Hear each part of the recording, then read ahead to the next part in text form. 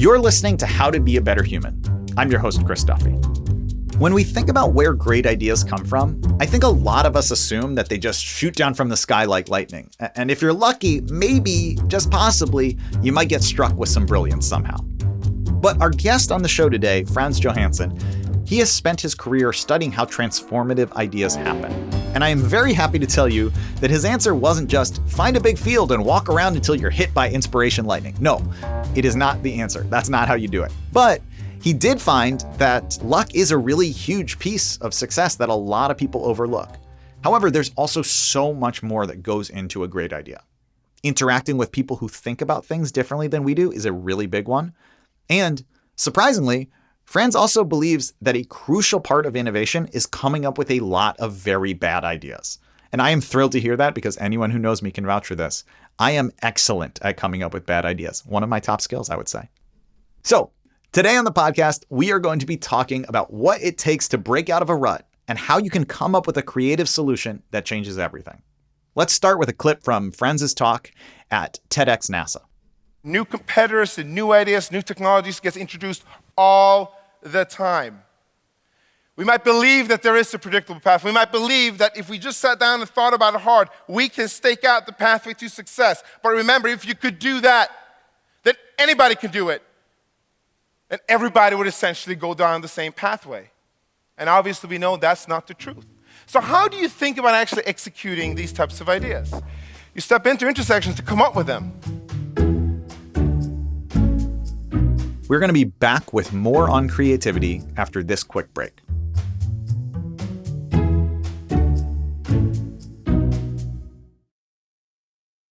Thanks for sticking with us. We are here with Frans Johannson. Hi, I'm Frans Johannson. I'm the author of The Medici Effect and The Click Moment, and also the CEO and co-founder of the Medici Group. To get started, I wonder if you could tell me a little bit about your background and how that led you to study the ideas that you've ended up dedicating your career to. Yeah, I say in my first book, The Medici Effect, that my entire life led up to the writing of this book. I had a very intersectional life. That's how I would describe it. I grew up in an intersection of different cultures, countries, race. I grew up in Sweden. My dad is Swedish. My mom was Black and Cherokee from the US. And so through that, I saw the power of what would happen when various cultures interconnected, recombined, built on each other.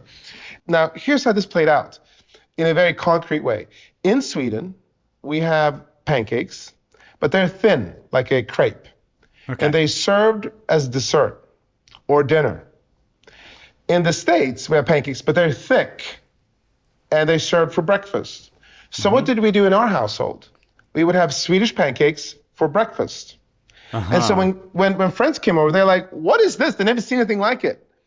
And it's a very, very simple recombination of concepts. And then I went to college and I saw a similar phenomenon, but this time it was around disciplines. I studied environmental science, which meant I studied chemistry and geology and biology and economics and policy and physics, and it just went on and on. And I saw that, wherever we were able to combine concepts from these different disciplines, we also could build new ideas. It even led me to start a magazine called The Catalyst.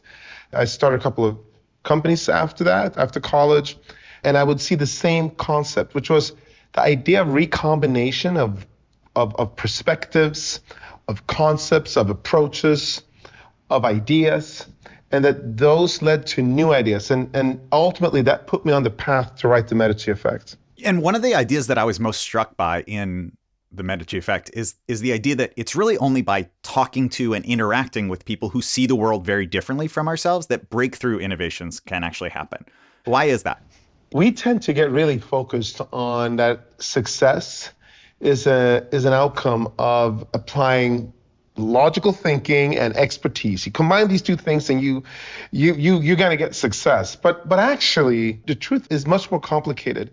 The idea of that this deep expertise gets us there is really an idea that we can see doesn't really hold true. That you don't have to have deep expertise in something. What you need is something that can take the expertise that you do have, whatever that is, and help you see reconceptualize it, think about it in a different way. And if you can do that, then you can open up an entirely new space, an entirely new pathway for innovation. And that got me really excited, because what it told me is that innovation is not just something for experts.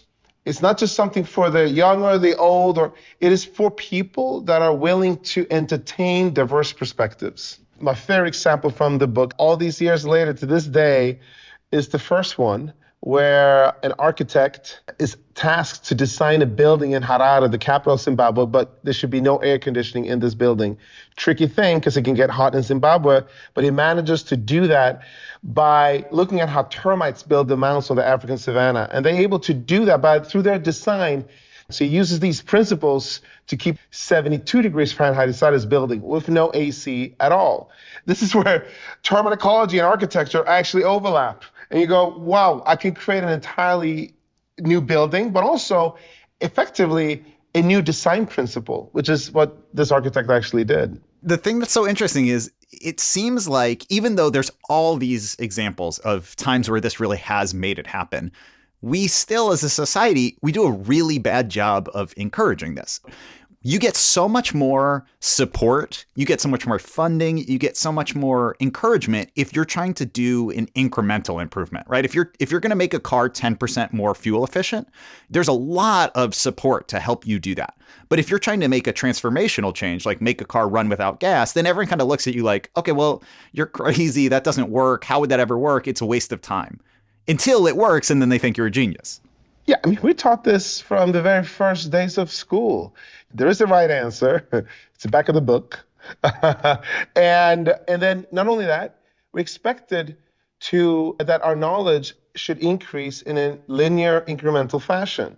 What comes after fifth grade? Well, sixth grade. And we basically have an idea about what that is. And it's just this cumulative, incremental idea, a predictable growth of knowledge. And real life, like the second we leave school, real life smacks us in the face. But we spent, the first 20 years or more just getting into this mode. So now we're supposed to sort of break out of it. It can take a lot of untraining to do, and some might be stuck in it forever. So what should someone do if, right, they're listening, they want to do transformational work, they don't want to be stuck in the just kind of tweaking things a little bit? What advice do you have for them, especially if they're scared of the lack of support and possible professional consequences of trying to make bigger changes? The first one goes to actions that you can take that's within your own control. And there's tons of them. Ultimately, it comes down to inviting diversity, inviting difference into your life. You can do that through the people that you interact with. You can do that through the knowledge bases that you tap into. The world itself is fighting against you. All the algorithms today and various social media are looking at trying to, as best as they can, predict what it is that you want to listen to, read, watch, and then constrict this bubble as tightly as possible. So we're actually not getting a lot of help through the algos in doing that. Today, since much more is accessible to us technically, we're being nudged to constrict our perspective. But once you overcome that, right, once you are intentional about who you are interacting with, where you're seeking your sources of knowledge, then the next thing comes to the active act of recombining that. So it's not enough to just go and visit lots of different places or connect with a lot of different people. You also have to try to figure out, well, how is what you're doing connected to what I'm doing? It's an intentional act to recombine. Whether that cuts across cultures, people from different age groups, races, countries, and so on, or whether it's across different fields or industries, this intentionality becomes key. The second part of your question, though, was, well, how do I do that if I'm feeling the pushback? Now I'm not talking about the algos pushback. I'm talking about people, my manager, my colleagues. And they're telling me, listen, chill it on all this sort of exploration. It's a tougher question to answer. But what I will say is that we have more support today around that than I think we did in the past. And I would draw from those sources of support. Find at least one other ally effectively that can help you. We talk about this concept a lot when it comes to diversity and inclusion. I think it really applies to any any area in which you're trying to reach out and interconnect with difference. Who can sort of be your support system in ensuring that you can do this, that you can stick through this? You're going to probably need at least someone that you can fall back to and talk to, and that can help you fortify your courage to keep this type of exploration going. How do you personally do this? Like, do you seek out people where you're like, I've never spoken to someone with that background, whether that's professionally or personally, and just try and constantly be making those connections? Or how do you put it into practice in your own life? In a multitude of ways. So with diversity, the definition that we have, that we developed at Medici, which is a very operational definition, by the way. There are more dimensions than we are including here, but with these 4, you can cover a tremendous amount of ground and make it extremely impactful. And the first one is who you are. The second one is what you do. The third one is how you do it. This addresses a rapidly growing body of new knowledge around neurodiversity.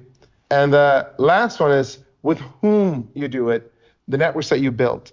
And so these 4 dimensions really help you to think through. When you look at your team, you could ask yourself, do I have a lot of people that are basically very little diversity when it comes to, say, gender and ethnicity and country, let's say? A lot of it when it comes to function and education and industry. Well, maybe I want to focus on the one where I have little diversity. But you could also have the reverse situation. You have teams with a lot of diversity in terms of the who you are, but not that much when it comes to the functional. Well, I want to look at the functional and the educational diversity right away, because that's probably you can make the largest gains. So that's kind of look at the team, map out what are the areas that you're intersecting, and then think about that in terms of who you're adding to your team. Then you can use what we call them moves. These are effectively hacks in which you are basically looking to break down the barriers between whatever problem it is that you're working on and attach it to another one. Intentionally, what happens if you are solving a particular problem within our software stack now, for instance, and you're explicitly saying, well, I want to actually take a look at how ants would have solved this particular problem. And you look into that for a bit. It will feel like a waste of time the first time you do it, maybe the second or third or fourth time too. But the single most important factor is that you are interrupting your default thought pattern. That's really what you're trying to do. So when you're looking for a solution, there's going to be a few things that instantly come to mind. And it'll be a pathway that will seem very logical and make a lot of sense to you. How do you interrupt that thought pattern? Yeah, it's almost like if you have the 3 things that you try every time you hit a problem, and it's always the same 3 things, then any 4th thing is going to potentially have some real benefits. Actually, you've got it. Sometimes we will ask people to come up with 10 different things around this, and we will just ignore the first 7 because they're going to be all the same. But once you get into numbers 7, 8, 9, 10, they look very, very different. People will come up with very, very different types of ideas. There's a lot of gold that sits there, and you can do it very quickly. What really happens is that once you start getting into the flow of doing it, you will find all kinds of ways to interrupt your thought pattern. That will happen just in the course of the day. I know for me, it plays out constantly. Somebody comes to me with an assumption, I instantly reverse it. And I think when you're thinking about trying to do this for everything in like a day-to-day of a company, it can feel overwhelming. But when you're specifically thinking about innovation and coming up with new ideas, just to give an example, is I, for years, used to teach improv comedy. And we played this game that I was shocked by because, people would be taking this for the first time ever. They would not be comfortable on stage. They wouldn't be comfortable saying something funny. But we would just do this really simple exercise, which is just, I give you a category. You have to say 7 things in that category as fast as you can. And what was amazing is that even the most shy person, as long as they were just saying the things that came to their mind, the first 3 they would plan out, right? Types of cereals. They would say 3 that they'd thought through that were the right answers. And then by the time they got to 5 and 6, they were saying things that were wild and out there and incorrect, but they were so much more fun. They were so much more hilarious. They were so much more creative because those are the ones that were the real products of their mind and not something that they thought was the quote unquote right answer. I love that example. And in a normal meeting, when you throw out a question, just saying, hey, look, everybody, I did this in a meeting this morning. Take a minute just to think it through before we start getting into answers. What that allows people to do, that's that code basically for saying that, you know what, I'm going to come up with a couple of things. Because otherwise, when you're in the rapid back and forth in a conversation, by necessity, it's the first thing that comes to your mind that you will start saying. And that means that it's very, very likely to be something that others have thought of or that you may have said before. You're just repeating yourself because this is your go-to idea. Give yourself even a minute, and now you might get down to the third, fourth idea on that list. And that's when the really interesting thing starts happening.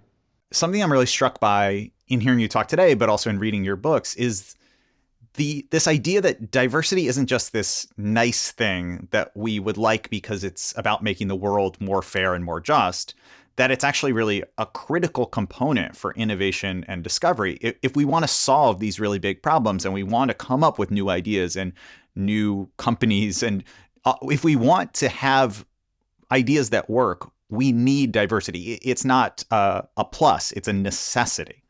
I think we should have a desire to be equitable and inclusive. At least that's a desire that I would have for society. But when it comes to corporations think about things differently. They exist ultimately to make money. There's no contest. They ultimately go for performance.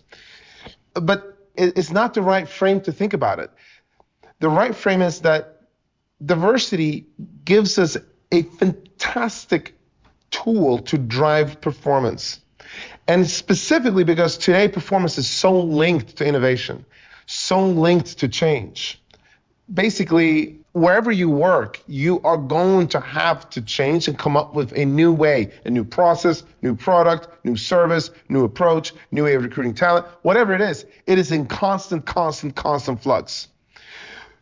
Diversity gives you an exceptional advantage and competitive advantage. And so what you're seeing is that companies are increasingly beginning to understand the power of that. And it flips the conversation on its head, because now it isn't just about the role that we as a corporation need to play in the world. It is about how do we remain or attain competitive advantage. Oh, I imagine that only really works, though, is if you have a diverse workforce and also give them a voice and listen to them. Because if you are just hiring people so that you can take a photo that then goes on the website or goes on the front of the college brochure, right? Like, that doesn't really promote much innovation, I would imagine. Yeah, no. Sorry, I'm laughing because obviously you're describing a situation that has happened, let's just say, a few times. Yeah. I didn't create that out of thin air. Yeah. You have the diversity, but that's only 50% of the equation. The other part of it is inclusion. And here you are seeing another massive hurdle. It doesn't matter if you have the diversity from an innovation perspective, if you're not inclusive. So both of these things deeply apply. And inclusion is not obvious either. And I will hear leaders say, listen, I have inclusion because I have this meeting and I'm basically making sure everybody on my team is part of that meeting. Okay, great. So that would seem to be inclusion. So let's say it's 8 people, but it's really only 2, maybe 3 that are actively dialoguing. Or let's say that even if there's 7 that are actively dialoguing and 1 that isn't, it means that you're still not using the full capacity of that team. And so it seems the one is inclusive because everybody's invited to the table, but you're actually not inclusive because you're not actually recombining the perspectives and concepts that everybody at that table is having. You've also written about the role that luck plays in all of our lives, Yes. right? This was a big part of your second book, The Click Moment. And it's a role I think that people often want to downplay. People don't really want to acknowledge the role of luck in their lives. There's this tension between, like, we want our actions to matter. We don't want things to be random, and yet it's because of random factors that we're often able to do things. So how do you square that? It's a big one because it turns out that serendipity and randomness and the unexpected plays a much, much bigger part of our success than we believe or would like to believe. But let's say that you buy into it. You've read the book. When you think about how you ended up where you are, you realize that, well, there were a number of things that needed to happen and that put me in this place. Let's say you accept all of that. Well, turns out that that's not a good guiding light for your next step, though. What's going to be your next move? Oh, it's going to be totally random. Like said, no one ever. We human beings are not good at implementing a random strategy. What we need is actually intention. We need a rationale for why we're doing what we're doing. We need some sort of concept that we're pursuing. It may be wrong. In fact, it probably is wrong. It doesn't matter because it gives us agency and it gives us direction. As long as we're willing to acknowledge that we're wrong and we can hence pivot and course correct, as long as that factor is there, then it gives us motion, propulsion. So that's how you actually square this. Success is ultimately about unexpected, serendipitous discoveries. We don't know what's going to work. We're testing, we're experimenting, but we still have to have a belief in that what we're doing is right. We just need to know that we're probably wrong about that.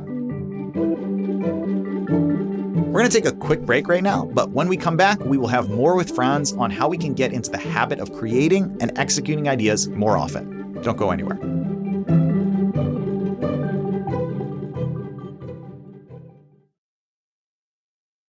And we are back. On today's episode, we're talking about the surprising conditions that lead to creative sparks and good ideas with Frans Johannson. Now, I don't know about you, but for me, when we talk about people who've come up with truly innovative or world-changing ideas, I tend to think that they're people who just have this crystal clear vision about what is going to stick.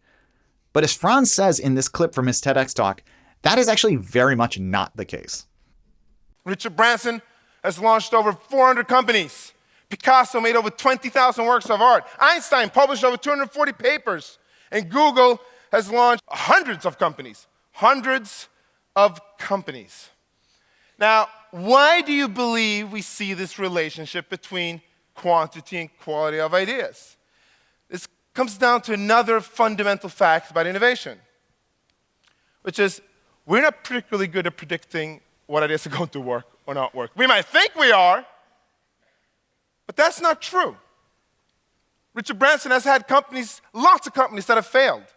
You know, Picasso made 20,000 works of art, yes, but most of those works of art are collecting dust in basements around the world. Do you know why? Because they suck. You think you predicted that? Einstein has written papers that weren't referenced by anybody. Google has launched companies that they've shut down. Yes, they're innovative. Yes, they're brilliant. But the truth is that they break new ground because they keep on trying new things. One of the big ideas that you've suggested is that the most successful people, they produce a really high quantity of ideas, even if many of them are garbage. Look, when the Met in New York put up a Picasso exhibition, it was the largest ever that's ever been done in the world. They had 1,000 paintings. So by some metrics, you would say they had a 98% failure rate. But he did all right. I mean, so yeah, he was able to create a very large number of masterpieces. Yes, it is absolutely clear that we increase our probability of success if we also increase the number of bets that we make. Now, those bets can be in parallel. So that's what a venture capitalist does when they bet on like 10 different companies at once, or they can be in sequence. So either way, though, it's about the number of bets that you're making. And ultimately, the absolute best situation is if you can have multiple bets with high iteration, all of them. Now, here's what the converse of this is, though, because there's another side of this, which often isn't talked about, which is that when you have found something that works, then you really have to double down on that thing. You're going to have to be disciplined in shutting down many of these other pieces. You have to divert resources towards the thing that can take off. There are times when you are actually leaning in on something that works. It's just that you now have great confidence that this thing does work. And that's what a venture capitalist does when they sort of go all in on the one company in their portfolio that seems to be taking off. And that's what we might do ourselves. And when we have a number of different things going, one is taking off. Usually we don't even have a choice because our time gets crowded out for doing anything else. And then eventually that one thing will have played out. And so at that point in time, ideally, we've already started the process of figuring out the next thing. So there's this, that's what I kind of call the innovative heartbeat. You expand, open up a number of options, and then you constrict them. And then you expand and you open up and you constrict them like a heart, like boom, boom, boom, boom. It's so interesting to me to hear this because For me, as a comedian, I have a lot of friends from college who always, they say in kind of a disparaging way that they're like, it's not that Chris tells the best jokes, it's just that he tells the most jokes. So he's a volume shooter, and at least one of them will hit. It's interesting, though, because like in creativity, we think of that, of course. Like, of course, you're going to throw a bunch of stuff at the wall and it's not going to work. But I don't think we always think that you can use that same artistic creative process in all areas of our life. What is really happening, if you think about it, imagine for your audience here, you can draw a circle, and in the top of it, on the top of that circle, you will write the word idea. And then the bottom of it, you write the word execution. You can sort of see an arrow that goes from idea to execution, and then an arrow that goes from execution to the idea. This is the iterative circle. And as an artist, as an engineer, as a designer, as a strategist, I don't care who you are, the question is, how quickly can you rotate around that? Imagine that you would only do one rotation once a decade. I don't care who you are. You're not going to, it's not going to knock things out of the park. It's just not going to happen. But if you're doing it every day, well, you have a great shot, as long as you're paying attention, to coming up with something that will be truly, truly remarkable. That's how we beat the odds in this. So we need to recombine ideas, and we need those ideas to be different to maximize the probability of innovative, creative success. And then we need to keep on trying. And once we find something that works, we do need to commit to that thing, at least for some time, to see it play out. All these elements are going to hold true, whether you're doing SpaceX, or whether you are doing a painting, or whether you're doing a 10-minute stand-up routine. When you first published The Click Moment, right, I imagine that a lot of people were resistant to this idea that the world is unpredictable, it's chaotic, it's random. I could be wrong, but I feel like people are much more open to that idea right now because we have all seen it. We're all currently experiencing it. We're living that in our lives right now. So I wonder, since you've been thinking about this before the pandemic, before all the upheavals and the randomness and the inability to predict what 6 weeks from now will be like, even though we never could have really actually done that, but we felt like we could do it. So how do we harness this moment in a positive way? And I don't necessarily just mean positive in terms of like making money out of it, but it could be a financially positive way. But how do we turn this randomness and this period of volatility to something positive in our own lives? That's a great observation. I think that we live in a tremendously uncertain time.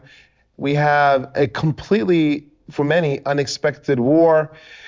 Obviously COVID impacted everybody, and everything we took for granted, our ability to predict exactly what's going to happen next is actually quite low. So how do we embrace it? I would say that, one, it has always been this way. Embrace it to try to understand, how do you capitalize on unexpected moments? How do you expect the unexpected? It feels like a trite comment, but when you're thinking about what your actions, the things you want to take, the moves you want to make, you should just plan for the fact that there are things that you cannot foresee, that are not within your control. Just embrace that. And given that, how should you act differently? Do I appreciate this now? So it has an implication for how much we should appreciate the now. It also tells us something about how much we should spend and invest in planning for the future. My recommendation is not that much. What we should be planning for is we should look at how many moves can we make? How can we enable a life where we may have a strong vision that we pursue for our life? We have seen the true nature of the world today. It is a world of unexpectedness, of randomness, of serendipity. That is not going to go away. It's just not. If anything, we're going to see even more of it. And last question, what is one thing that has helped you to be a better human? Whether it's a book or a movie or a piece of music or an idea, or what's just one thing that's helped you? When I was in high school, I found real peace listening to the second Enya album and the fourth song of that called Storms in Africa. And so now when I listen to that, it gets me, very quickly, not just gets me into that mind space, it carries with it so much wisdom that I've had through the years since then. I love that. Well, Frans Johannson, thank you so much for being on the show. It's been a true pleasure talking to you. Thank you, the same. This is fantastic. That is it for this episode of How to Be a Better Human. Thank you so much for listening to the show. And thank you to our guest, Frans Johannson. He's the author of The Medici Effect and The Click Moment. From TED, this show is brought to you by Sammy Case and Anna Phelan, who are succeeding in a way that to me seems to be not at all random. From Transmitter Media, we are brought to you by the innovative intersection of Greta Cohn, Wilson Sayre, Farah DeGrange, and Layla Doss. And from PRX, Jocelyn Gonzalez and Patrick Grant are currently sifting through my hundreds of bad ideas to find the one good one. I am your host, Chris Duffy, and we will be back with more next week. If you enjoy our show, please tell a friend about it and share our podcast with them. You could even send them this exact episode. Thanks for listening.